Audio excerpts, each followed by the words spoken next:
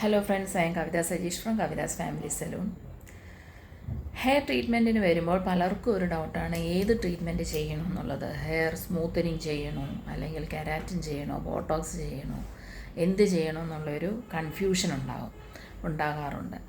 അപ്പം എനിക്ക് പറയാനുള്ളത് എന്തെന്ന് വെച്ചാൽ, നമ്മൾ ഇപ്പം ഏതൊരു ഹെയർ ആണെന്നുണ്ടെങ്കിലും അത് ഫസ്റ്റ് ട്രീറ്റ്മെൻറ്റ് വരുമ്പോൾ ഹെയർ നമ്മളൊന്ന് സ്റ്റഡി ചെയ്യാറുണ്ട്. ഹെയർ ഏത് ടെക്സ്ചറാണ്, ഏത് ടൈപ്പ് ഹെയർ ആണ്, എന്തെങ്കിലും ട്രീറ്റ്മെൻറ്റ് ചെയ്തതാണോ.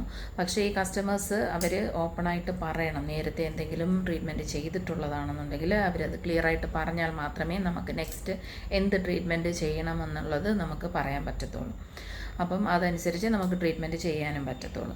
അപ്പോൾ അതനുസരിച്ച് വേണം നിങ്ങൾ ഹെയറിൻ്റെ ട്രീറ്റ്മെൻറ്റ് എടുക്കാനായിട്ട്. ഇപ്പോൾ ഓൾറെഡി ഒരു ട്രീറ്റഡ് ഹെയർ ആണെന്നുണ്ടെങ്കിൽ, ട്രീറ്റ്മെൻറ്റ് ചെയ്ത ഹെയർ ആണെന്നുണ്ടെങ്കിൽ, അപ്പം ആ ഹെയർ ഡാമേജ് വന്ന ഹെയർ ആണെന്നുണ്ടെങ്കിൽ, അപ്പം അതിന് നമ്മൾ സജസ്റ്റ് ചെയ്യുന്നത് ബോട്ടോക്സ് ആയിരിക്കും ഏറ്റവും നന്നായിട്ട് ചെയ്യാനുള്ളത്. അതിനകത്ത് ബോട്ടോക്സ് ആണ് നമ്മൾ സജസ്റ്റ് ചെയ്യുന്നത്.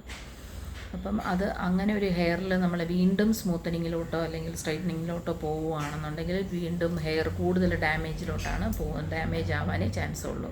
സോ അത് അറിഞ്ഞിട്ട് വേണം നമ്മൾ ട്രീറ്റ്മെൻറ്റ് ചെയ്യാനായിട്ട്. സോ അങ്ങനെയുള്ള ഹെയറിന് നമ്മൾ സജസ്റ്റ് ചെയ്യുന്നത് ബോട്ടോക്സ് ആണ്. അങ്ങനെയുള്ളവർ തീർച്ചയായിട്ടും ബോട്ടോക്സ് ട്രീറ്റ്മെൻറ്റ് തന്നെയാണ് ചെയ്യേണ്ടത്. അത് ബോട്ടോക്സ് എന്ന് പറയുമ്പോൾ ഹെയറിൻ്റെ ആ ഒരു ഡാമേജ് വന്ന ഹെയറിന് നമുക്ക് കൊടുക്കാൻ പറ്റുന്ന ഒരു ട്രീറ്റ്മെൻറ്റാണ് ഹെയർ ബോട്ടോക്സ്.